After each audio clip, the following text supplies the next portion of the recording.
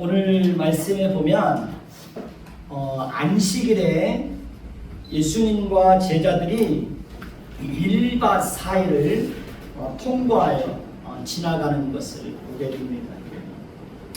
제자들은 예수님 앞에서 길을 열면서 앞으로 나아가고 있었습니다.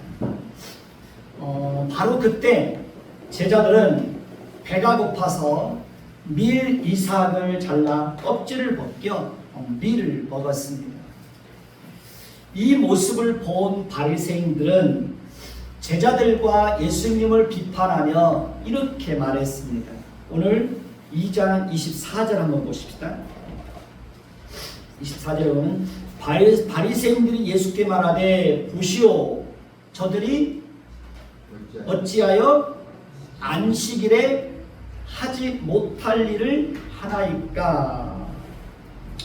바리새인들이 제자들과 예수님을 비판했던 것은 안식일을 거룩하게 지키기 위해서는 아무 일도 하지 말아야 한다 하는 규례가 있는데 바리새인들은 제자들이 손으로 밀 이삭을 벗겨 먹은 일이 안식일 규례를 어긴 것이라고 판단했기 때문에 그렇습니다.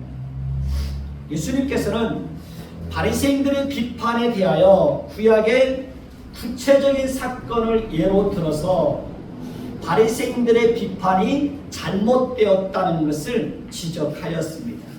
오늘 말씀 25절에서 26절을 보십시다. 25절 제가 읽습니다. 예수께서 이르시되 다윗이 자기와 및 함께한 자들이 먹을 것이 없어 시장할 때 한 일을 잊지 못하였느냐. 그가 나의 제사장에게 하나님의 전에 들어가서 제사장 외에는 먹어서는 안 되는 진설병을 먹고 함께한 자들에게도 주지 아니하였느냐. 본문에서 언급된 다윗의 이야기는 사무엘상 21장 1절에서 6절에 나오는 내용입니다. 사울이 다윗을 죽이려고 할 때 다윗은 사울을 피해서 높당에 있는 제사장 아히멜렉에게 찾아가서 굶주린 배를 채우기 위해서 제사장 아히멜렉에게 먹을 것을 요청합니다. 그러나 그날에는 안식일이었기 때문에 다윗에게 줄 떡이 없었습니다. 그래서 제사장 아히멜렉은 다윗에게 제사장들만 먹도록 되어 있는 진설병을 주었고 다윗은 그 떡을 받아서 부하들과 함께 먹게 되었습니다. 그렇지만 성경 어디에서도 이 일로 인해서 다윗이 잘못되었다고 말하지 않았습니다. 이와 마찬가지로 예수님께서는 제자들이 복음을 전하다가 먹지 못하여 배고픔 가운데 있는 특별한 상황이므로 그들의 몸을 지키기 위해서 먹은 것은 죄가 되지 않는다고 말씀하고 있는 것입니다. 그러니까 유대인들은 오직 일을 하지 않는 것만이 안식일 규례를 온전히 지키는 것이라고 생각하고 있었습니다. 예수님께서는 바리새인들이 안식일에 제자들이 행한 일을 비판하자 그들이 잃어버리고 있던 안식일의 진정한 목적이 무엇인지에 대해서 말씀하고 있습니다. 오늘 말씀 27절에서 28절 한번 보시기 바랍니다. 27절 제가 있습니다. 또 이르시되 안식일이 사람을 위하여 있는 것이요 사람이 안식일을 위하여 있는 것이 아니니 이러므로 진짜는 안식일로 주의심이라. 바리새인들은 마치 사람이 안식일을 위해서 존재하는 것처럼 그렇게 생각하고 있었습니다. 그러나 예수님은 안식일이 사람을 위해서 존재한다는 것을 분명하게 말씀하고 있습니다. 하나님께서 특별히 안식일 제도를 정하신 목적이 있습니다. 첫째는 하나님의 천지창조 사역을 기억하고 기념하도록 하시기 위해서였습니다. 하나님은 엿새 동안 세상을 창조하셨습니다. 첫째 날에는 빛을 창조하셨습니다. 둘째 날에는 하늘과 물을 창조하셨습니다. 셋째 날에는 땅과 바다를 창조하시고 땅 위에 풀과 각기 종류대로 씨 맺는 채소와 각기 종류대로 씨 가진 열매 맺는 나무를 창조하셨습니다. 넷째 날에는 하늘에 해와 달과 수많은 별들을 만드시고 해로 낮을 주관하게 하시고 달로 밤을 주관하게 하시고 그것들로 계절과 날과 해를 이루게 하였습니다. 다섯째 날에는 바다의 각종 생물과 하늘을 나는 각종 날개 있는 모든 새를 창조하셨습니다. 여섯째 날에는 땅에 있는 짐승을 그 종류대로, 가축을 그 종류대로, 땅에 기는 모든 것을 그 종류대로 다 창조하셨습니다. 그리고 마지막으로 하나님의 형상을 따라 남자와 여자를 창조하셨습니다. 그리고 일곱째 날에는 안식하셨다라고 말씀을 하고 있습니다. 하나님께서 안식하셨다고 하는 것은 하나님께서 창조한 모든 것이 다 마쳤다, 그런 의미가 있습니다. 특별히 하나님은 일곱째 날을 복되게 하사 거룩하게 구별하셨습니다. 그 이유는 안식일을 지킬 때마다 온 우주 만물을 창조하신 하나님을 기억하고 그 하나님께 감사와 찬송과 영광을 돌려드리도록 하기 위해서입니다. 하나님은 그 일을 위해서 안식일 제도를 제정하신 것입니다. 두 번째는 하나님께서 우리를 죄와 비참함에서 구원하신 것을 기억하고 기념하게 하시기 위해서입니다. 이스라엘 백성들은 안식일을 기억하여 지킬 때마다 하나님께서 그들을 애굽 땅 종되었던 집에서 구원받은 것을 기억해야 했습니다. 그래서 출애굽기 20장 2절을 보면 나는 너를 애굽 땅 종되었던 집에서 인도하여 낸 너의 하나님 여호와니라 라고 말씀하고 있습니다. 그래서 이스라엘 백성들은 안식일을 기억하여 지킬 때마다 자신들을 애굽 땅 종되었던 집에서 건져내신 그 하나님을 기억하고 그 하나님께 기쁨과 감사와 즐거움으로 하나님을 예배해야 했던 것입니다. 우리도 마찬가지입니다. 우리도 주일날 모여서 하나님을 예배할 때마다 우리의 죄를 위해서 죽으시고 부활하심으로 인하여 우리를 죄와 모든 비참함과 영원한 멸망과 하나님의 심판과 지옥에서 건져내시고 우리를 의롭다 하시고 하나님의 자녀 삼아주신 그 하나님을 찬양하는 기쁨과 감사와 즐거움으로 하나님을 예배해야 하는 것입니다. 셋째는 우리에게 참된 안식을 얻도록 하시기 위해서입니다. 하나님은 안식일에는 모든 것을 다 쉬도록 하였습니다. 인간은 물론 심지어 종에게까지도, 심지어 종과 짐승들에게까지라도 다 쉬도록 그렇게 하셨습니다. 만약에 하나님께서 안식일을 우리에게 허락하지 않았다면 우리는 어떻게 됐을까요? 우리는 끊임없이 일만 하다가 죽는 겁니다. 그런데 하나님은 우리에게 쉼의 시간을 통해서 마음과 육체와 영혼이 안식을 얻도록 하시기 위해서 하나님께서 특별히 안식일 제도를 제정하신 것입니다. 그리고 하나님께서 안식일에 일을 쉬게 하신 것은 그날에 오직 하나님을 기억하고 하나님을 예배하도록 하시기 위해서입니다. 그렇기 때문에 우리는 주일날에는 하나님을 예배하는 것을 가장 중요하고 우선되는 일로 알고 하나님을 예배하기 위해서 온전히 힘쓰는 날로 그렇게 보내야 되는 것입니다. 그렇습니다. 우리는 그러니까 안식일을 기억하여 지킬 때마다 하나님께서 온 우주 만물을 창조하신 것과 예수님께서 우리를 죄와 사탄의 노예에서 건져내시기 위해서 죽으시고 부활하신 것을 기억하고 우리 육체와 마음과 영혼이 쉼의 시간을 갖게 하신 것에 대해서 기뻐하며 감사하며 안식일을 지켜야 하는 것입니다.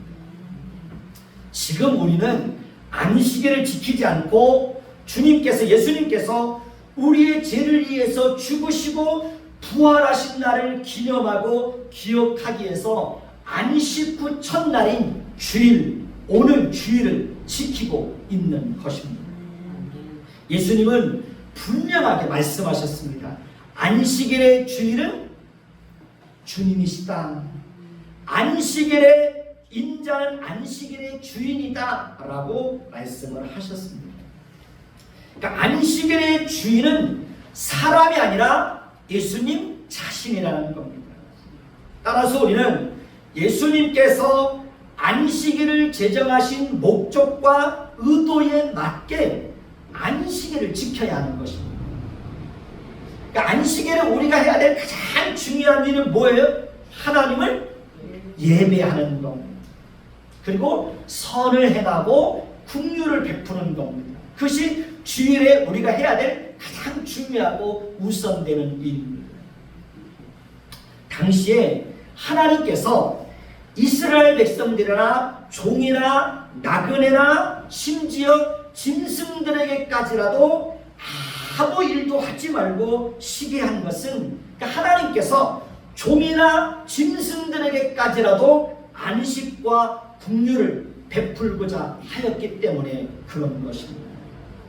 하나님은 짐승들에게까지라도 긍휼을 베풀어 준 겁니다. 한번 생각해 보십시오. 짐승들도 쉼없이 계속 일을 시킨다고 해보십시오. 그럼 어떻게 될까요? 짐승들도 쓰러집니다. 종들도 마찬가지죠. 종들도 계속해서 일만 시킨다고 해보십시오. 그럼 어떻게 돼요? 종들도 쓰러집니다. 하나님께서 안식일을 주시고 특별히 우리에게 밤을 주신 것은 우리로 하여금 쉼을 얻도록 하시기 위해서 하나님이 밤을 주시고 안식일을 주신 것입니다. 주님은 안식일을 통해서 우리가 주님 안에서 참된 안식을 누리기를 원하십니다. 그러니까 안식일이 사람을 위하여서 존재하게 된 것은 주님께서 풍성한 긍휼과 은혜로 그렇게 정하셨기 때문에 그렇습니다. 주님께서 안식일의 주인이라고 하는 것은 오직 주님 안에서만, 주님을 통해서만 우리는 참된 안식을 누릴 수 있다는 것을 분명하게 알려주고 있는 것입니다. 그렇습니다. 예수님을 떠나서는, 하나님을 떠나서는 결단코 참된 안식을 누릴 수가 없습니다. 안식의 진정한 의미는 죄와 사탄의 노예로부터 벗어나고 죄로 인하여 발생되는 모든 불행에서 벗어나서 원래 하나님께서 의도하신 대로 참된 안식을 누리는 것을 의미합니다. 하나님께서 의도하신 참된 이 안식은 하나님과의 화목을 통해서만 가능합니다. 예수님을 믿고 제사함 받고 하나님과 원수관계를 청산하고 하나님과 화목된 사람만이 진정 하나님 안에서 뭘 누릴 수 있습니까? 참된 안식을 누릴 수가 있는 것입니다. 가정 안에서 부부가 불화가 일어나서 말도 안 하고 서로 그렇게 몇 달이고 그렇게 지낸다고 생각해 보십시오. 그 가정에 평화가 임할 수 있을까요? 없을까요? 평화가 임할 수 없습니다. 두 사람이 화목할 때 그 가정에 안식이 임하는 것입니다. 하나님과 우리도 마찬가지입니다. 하나님과 화목한 자들만이 하나님이 자기 백성들을 위해서 예비하신 그 평화, 안식을 누릴 수가 있는 것입니다. 예수님 당시의 바리새인들은 안식일을 복된 날로 지키는 것이 아니라 스스로 엄격한 규례를 정해놓고 그것의 노예가 되어서 그렇게 살았습니다. 심지어 유대인들은 적군과의 전쟁을 벌이면서도 안식일이라고 해서 그 안식일을 지키기 위해서 아무 일도 해서는 안 된다는 것 때문에 수천 명이 저항을 하지 않고 죽임을 당한 그런 일도 있었습니다. 유대인들은 안식일에는 일정 거리 이상은 여행을 해서는 안 된다고 생각했습니다. 그들은 물건을 주고받을 때도 손이 담을 넘어가서는 안 된다고 생각했습니다. 아이를 데리고 갈 때도 한 발짝씩 걷게 하는 것은 허용이 되지만 두 발을 다 땅에서 뗀 채로 데리고 가는 것은 허용되지 않았습니다. 아이를 들고 가는 것은 일이라고 생각했던 것입니다. 그들은 전기 스위치를 끄고 켤 때에도 자신들이 전기 스위치를 끄고 끄면 그것이 일이라고 생각해서 안식일을 범하는 것이라고 생각해서 종들을 지켜서 전기불을 켜고 껴게 하였습니다. 그들은 글자도 2글자 이상을 쓰지 못하게 했습니다. 포도송이를 먹는 중에 안식일이 시작되면 계속 먹어야 될 것인지 즉시 그쳐야 할 것인지 하는 문제를 가지고 어떤 납비는 마저 먹어야 된다. 또 다른 납비는 즉시 그쳐야 된다. 이런 것까지 그들은 그 규례를 정해놓고 그렇게 했습니다. 물론 안식일에 일하는 자를 죽이라고 하시고 불도 피우지 말라고 하신 명령이 있습니다. 그렇기 때문에 안식일을 범하는 것에 대하여 이처럼 두려워하는 태도를 가지는 것은 충분히 이해할 수 있습니다. 특히 안식일에 나무를 줍는 자를 잡아서 하나님의 명령에 따라서 돌로 쳐 죽인 일도 있습니다. 그러다 보니 오직 유대인들은 오직 안식일에는 그러니까 일을 하지 말아야 된다는 그 한 가지에만 집중했던 것입니다. 그들은 안식일에는 일을 하지 말아야 한다는 것에만 집착함으로 인해서 소극적이고 부정적인 모습으로 안식일을 지키려고 했던 것입니다. 당시의 바리새인들은 영적인 분별력을 잃어버리고 안식일의 주인 되시는 예수님이 하나님의 아들이라는 사실을 깨닫지 못했습니다. 그래서 그들은 계속해서 예수님을 배척했던 것입니다. 오늘날 기독교인들도 마찬가지입니다. 일주일 중에 주일만을 거룩한 날로 지키고 나머지 6일 동안은 하나님의 말씀과는 상관없이 살아가는 사람들이 너무 많이 있습니다. 우리는 주일뿐만 아니라 모든 날과 매 순간이 거룩한 날이고 거룩한 시간이라는 것을 기억해야 합니다. 나를 창조하신 분도 누구입니까? 하나님이십니다. 공간을 창조하신 분도 누구입니까? 하나님이십니다. 시간을 창조하신 분도 누구입니까? 하나님이십니다. 빛을 창조하신 분도 누구입니까? 하나님입니다. 하나님은 모든 것을 창조하셨습니다. 따라서 거룩하지 않은 것은 아무것도 없습니다. 그렇기 때문에 시간을 결코 쾌락을 즐기는 일에 사용하면 안 되는 것입니다.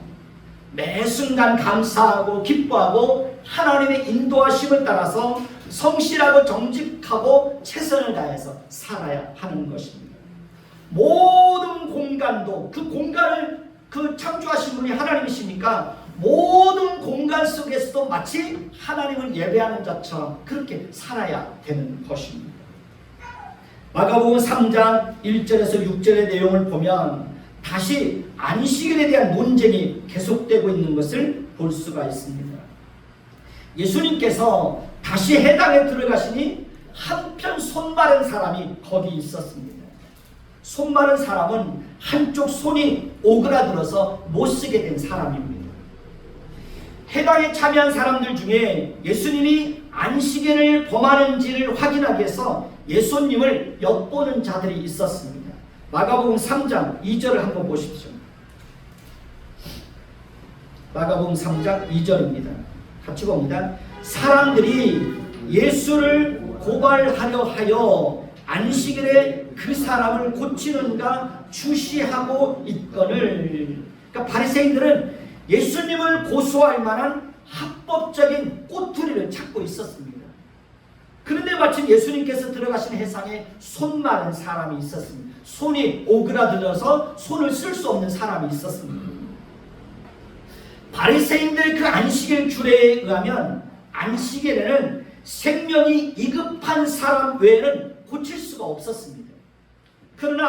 그러니 한쪽 손 마른 병은 생명이 이독한 경우가 아니었기 때문에 예수님께서 안식일에 그를 치료하신다면 예수님은 안식일을 범하는 것이 되는 것입니다. 그래서 바리새인들은 예수님께서 그 사람을 고치시나 엿보았던 것입니다. 이런 바리새인들의 행동은 예수님이 하나님의 아들로서 안식일의 주인 되심을 전면으로 배척하는 불신앙이었습니다. 사람들의 생각을 아셨던 예수님은 손 마른 사람을 모두가 볼 수 있도록 일으켜서 중앙에 세웠습니다. 3장 3절을 보십시오. 예수께서 손 마른 사람에게 이르시되 뭐라고 말합니까? 한가운데 일어서라. 이어서 예수님은 바리새인들에게 다음과 같이 질문을 하셨습니다. 4절 한번 보십시다. 같이 봅니다. 시작. 그들에게 이르시되 안식일에 선을 행하는 것과 악을 행하는 것, 생명을 구하는 것과 죽이는 것 어느 것이 옳으냐? 예수님의 질문에 대해서 바리새인들은 잠잠하였다라고 말합니다. 그들이 잠잠하거늘. 바리새인들이 침묵하였다고 하는 것은 결코 긍정적인 면이 아닙니다. 그들의 침묵은 예수님을 죽이기 위한 음모의 침묵이었습니다. 그들은 계속해서 예수님을 죽이기 위해서 흠을 잡으려고 하는 자들이었습니다.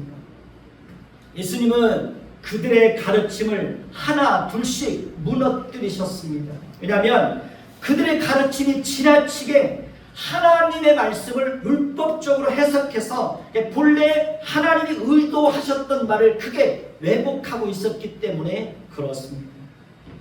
안식일에 선을 행하고 생명을 구하는 것은 지극히 당연한 것입니다. 그것은 하나님께서 안식일을 제정하신 본래의 목적이기도 합니다. 안식일은 선을 행하고 생명을 구하는 일을 통해서 하나님을 영화롭게 하고 사람들에게 사랑과 긍휼을 베풀도록 특별히 구별된 날입니다. 그러므로 안식일에 손 마른 사람은 마땅히 치료를 받아야 하는 것입니다. 왜냐하면 고통당하는 사람을 고쳐주는 것이 선한 일이기 때문에 그렇습니다. 마가복음 3장 5절을 한번 보실까요? 마가복음 3장 5절을 보면 그들의 마음에 완악함을 탄식하사 노하심으로 그들을 둘러보시고 그 사람에게 이르시되 뭐라고 말합니까? 내 손을 내밀라 하시니 내밀매 그 손이 회복되었더라 라고 말씀하고 있습니다. 그러니까 예수님은 바리새인들의 침묵 속에서 그들의 마음의 완악함을 보셨습니다. 그리고 근심하시고 노하셨습니다. 다시 말하면 그들의 마음은 돌덩이처럼 굳어서 무감각하게 되어서 아무것도 인식할 수 없었다는 것입니다. 그들의 마음의 완악함 때문에 그들은 예수님의 신분에 대해서도 아무것도 깨닫지 못하고 오히려 하나님의 아들이신 그 예수 그리스도를 배척하는 일에만 열심이었던 것입니다. 예수님은 그들의 마음의 완악함을 아시고 근심하고 노하심으로 저희를 둘러보시고 말씀하십니다. 내 손을 내밀라. 한편 손 마른 사람은 예수님의 말씀을 듣고 순종하여 예수님에게 손을 내밀었을 때 그 손이 곧 어떻게 됩니까? 회복되었더라라고 말씀을 하고 있습니다. 예수님은 안식일에 여인의 병을 고쳐주시고 그가 당하는 고통으로부터 어떻게 합니까? 고쳐주셨습니다. 여인은 안식일의 주인 되시는 예수님으로부터 참된 안식을 얻게 된 것입니다. 바리새인들은 그 모습을 보고 나가서 곧 헤롯 왕과 함께 어떻게 하여 예수를 죽일고 의논하였다라고 말합니다. 6절을 보실까요? 마태복음 6절입니다. 마가복음 6절입니다. 같이 봅니다. 시작. 바리새인들이 나가서 곧 헤롯 왕과 함께 어떻게 하여 예수를 죽일까 의논하거늘. 그러니까 바리새인들의 그 예수님에 대한 배척은 더 구체적으로 어떻게 나타납니까? 예수님을 어떻게 죽일까 의논하는 것으로 나타나는 것을 볼 수 있습니다. 마가복음 3장 7절에서 8절을 보시면 예수님께서 제자들과 함께 바다로 물러가시니 갈릴리에서 큰 무리가 따르며, 또 8절 보실까요? 유대와 예루살렘과 이두메와 요단강 건너편과 또 두로와 시돈 근처에서 많은 무리가 그가 하신 큰 일을 듣고 나오는지라 라고 말씀하고 있습니다. 그리고 9절에 보면 예수께서 무리가 에워싸 미는 것을 보시고 어떻게 합니까? 피하기 위해서 작은 배를 대기하도록 제자들에게 명령하는 것을 봅니다. 그 이유는 예수님께서 많은 사람을 고치셨으므로 병으로 고생하는 자들이 예수님을 만지고자 하여 몰려왔기 때문에 그렇습니다.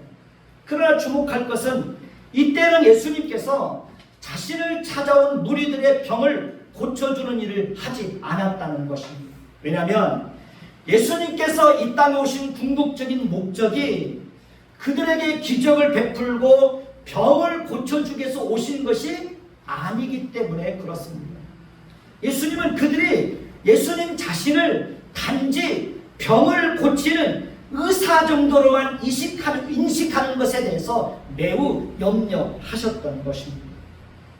예수님께서 기적을 베푸시고 병을 고치신 것은 예수님에게 신적인 능력과 권세가 있을 뿐만 아니라 그런 것을 통해서 당신이 하나님의 아들이라는 것을 드러내시고 그것을 통해서 예수님에게 죄를 사하는 권세가 있다는 것을 알리시기 위해서 기적을 수단과 방편으로 사용하셨던 것입니다. 오늘날에도 눈에 보이는 현상과 기적을 보고 예수님을 쫓는 사람들이 많이 있습니다. 그리고 그런 것들로 인하여 성도들을 현혹하는 사기꾼 같은 목사들이 많이 있습니다. 사람들을 쓰러뜨리고 이상한 짓 해가지고 막 사람들을 현혹하고 넘어뜨리고 그런 일들을 하는 목사들이 있습니다. 그런 사람들은 사기꾼들입니다. 악한 사람들입니다. 그러나 그러한 것에 현혹되어서 쫓아가는 사람들이 많이 있습니다. 그런 것에 속으면 안 됩니다. 그런 눈에 보이는 어떤 현상을 쫓아서 그 예수님을 믿는 것은 그 동기 자체가 올바른 것이 아닙니다. 잘못된 것입니다. 마가복음 3장 11절에서 12절 한번 볼까요? 마가복음 3장 11절에서 12절을 보면 같이 한번 볼까요? 더러운 귀신들도 어느 때든지 예수를 보면 그 앞에 엎드려 부르짖어 이르되 당신은 하나님의 아들입니다 하니 예수께서 자기를 나타내지 말라고 많이 경계하시니라 라고 말씀하고 있습니다. 하나님의 아들이 이 땅에 육신의 몸을 입고 오셨다는 소식은 죄와 사탄의 노예로 살아가던 우리들에게는 큰 기쁨의 좋은 소식이지만 사탄과 귀신들에게는 최악의 소식이었습니다. 왜냐하면 예수님은 사탄을 멸하시기 위해서 오신 분이시기 때문에 그렇습니다. 예수님은 죄와 사탄에게 사로잡혀 있는 자들을 건져내서 그들에게 참된 안식을 주시기 위해서 오셨습니다. 그렇게 귀신들은 예수님을 만나기만 하면 벌벌 떨었던 것입니다.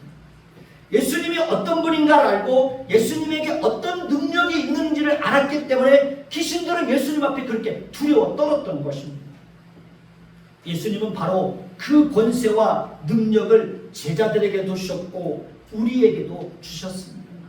예수님은 12 제자를 부르시고 그들과 함께 3년 동안 동거하시면서 그들을 가르치셨습니다. 하나님 나라에 대해 비유를 들어 가르치셨고 그들에게도 전도하며 귀신을 내어 쫓는 권세도 주셨습니다.